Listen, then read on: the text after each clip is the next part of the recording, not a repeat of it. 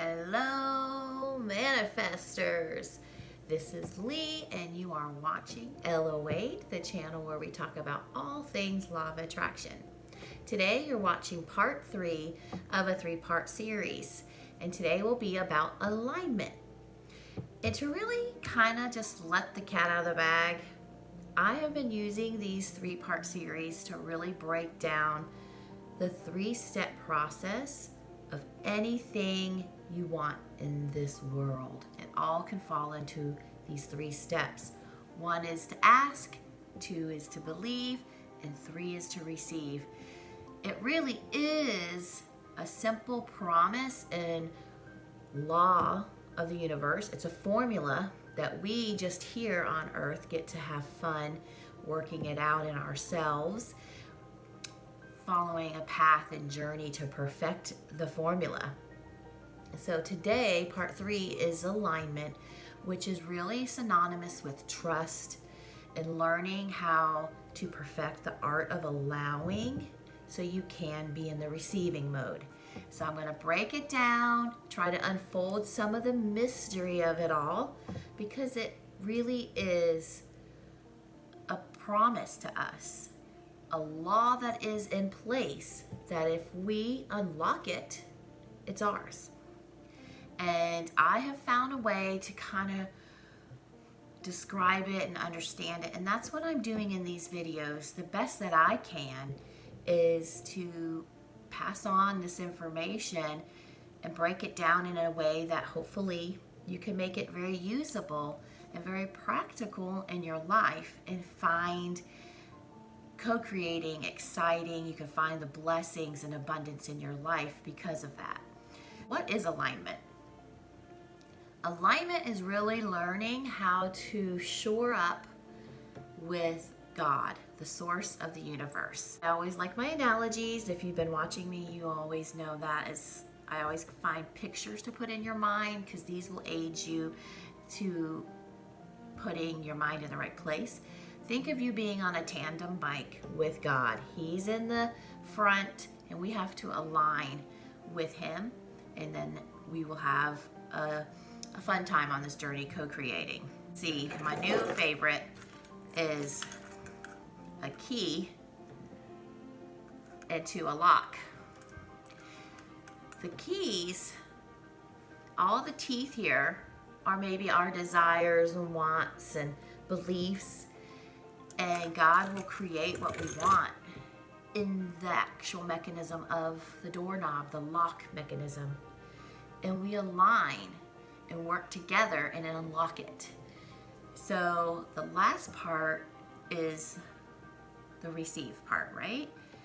But you have to be aligned to receive. And let's just go right into it and breaking down how to be in alignment. All right, let's go. It's really about applying your faith, and basically, if I were to think of the scripture, the passage in the Bible where it says to have faith like a child, I really break this down as, if you think about it, a child will ask for something and they know the only part that they have to play in getting the toy they want is to ask mom or dad.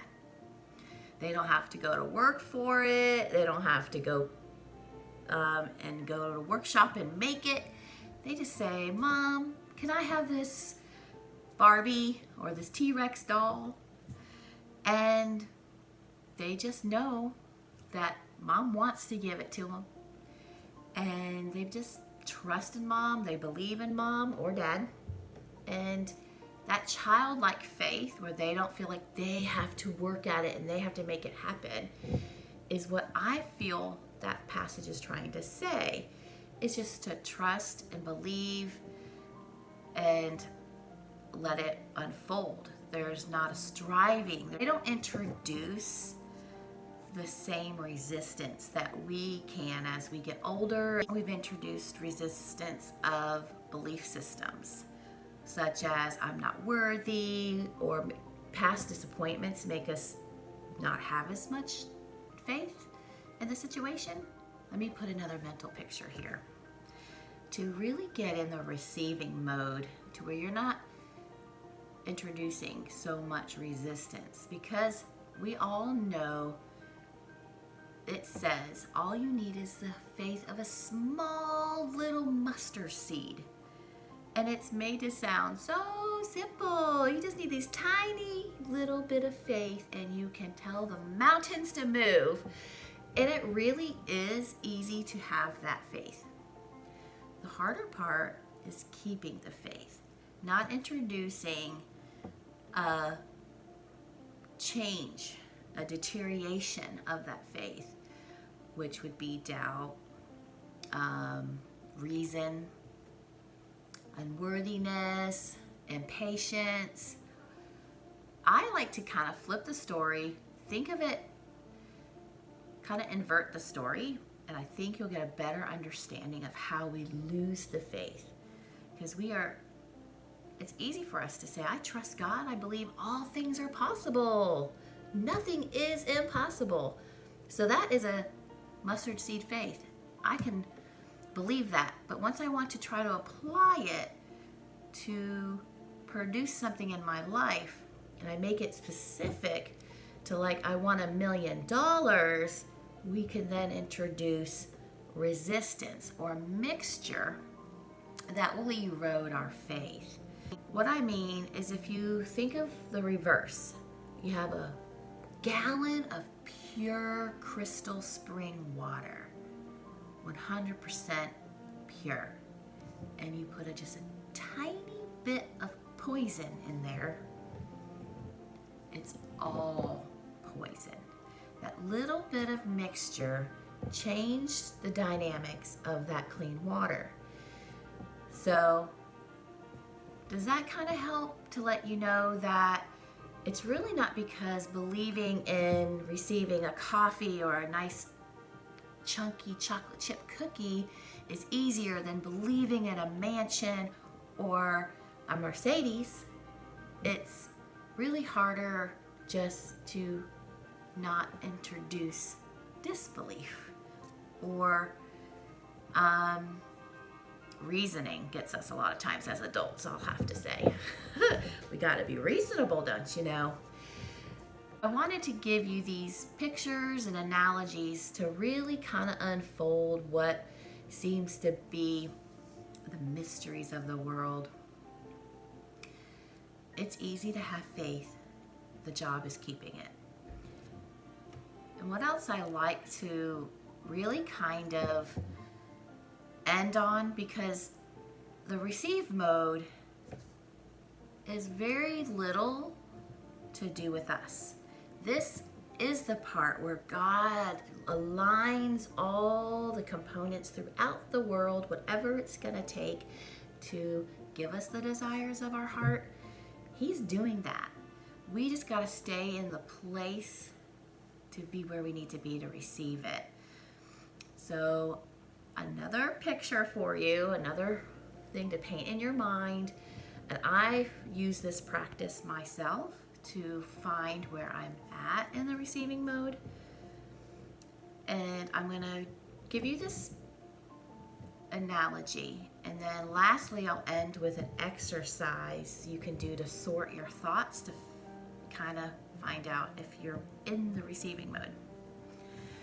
So I really like to see the receiving mode as you're in a boat going down. Doesn't have to be rapids. It could be a boat in a sea, a lake, a creek, or the rapids. The waters are going to be different, whatever situation you're in, but you're in the boat. Being in the receiving mode is pulling up those oars, laying them down in the boat, and just relaxing. Just letting the boat take you anywhere it's gonna go, the currents and the waves, but you have complete trust. You've let go of control, and you've said, I have asked for this, and I believe that all things work together for my good, and God's gonna do this for me. He's got me. I trust him. sometimes if you feel like you might be rowing the boat and striving some, and visualize yourself just taking those oars, putting them in the boat, let go. Don't they say let go and let God? It's very good. Good advice. Just imagine you're just floating down to your ultimate paradise, the answer to your prayers. And that will help clean up your feelings. It will remove stress. It will remove any kind of reasoning that you're trying to work out. I find that it works really well with me if I can just really settle into that. All right, and then lastly, I said I'll give you a practice. If you're a thinker, this is gonna be a good one for you. Think of your inner dialogue, what you're saying to yourself. Draw a line and put belief or faith, disbelief or doubt on one side, and you really are gonna sort your thoughts. So say we'll go back to the whole wanting $1 million because we feel it's bigger you have to have a lot of faith for that big thing. But as we know now, and if we really believe in the passage that it only takes a mustard seed, we don't really need more faith. We just need less doubt. So that's the work for us. Step 1 and 2, the 2 videos previously, if you haven't seen them, I would strongly suggest going back to watch those, because that talks about how to aim your thoughts and your feelings to line up with a frequency that's going to help that current go your way. Back to the assignment or the practice exercise you can do. So say you want that $1 million and you start hearing your inner thoughts. It starts off good, doesn't it? It always starts off good. It's fresh, it's new. You're like, oh, I wonder how God's gonna do it. Am I gonna get $1 million idea? There's millions of dollars out there for the taking. I might as well be the one to get it. Or maybe I'll win the lottery. Somebody wins every week just about, it might as well be me. Oh, it's gonna be so much fun to be a millionaire. I'll be able to do whatever I want. I'll be free from punching the clock. I'll be able to bless people, change people's lives. Okay, now some other thoughts have probably introduced themselves by now. Like, this is where you're gonna see your underlying subconscious beliefs that if you see them poke up, you gotta deal with them. It might be, what if I'm really rich, I won't be close to God? What if I lose it all? I'm afraid if I'm given that much money, I won't be responsible. I won't know how to keep it and I'll lose it. I'm really not worth it. I really think you have to work hard to get money. You insert whatever dialogue you know you deal with. That's how you know if you're in the receiving mode or the retracting mode. I hope this has helped you just kind of realize that alignment is more about just letting God do his job. You let go. Today might not have seemed so metaphysical like some of the past videos, is because I didn't want you to think there's a lot for you to do, because this really is God's part.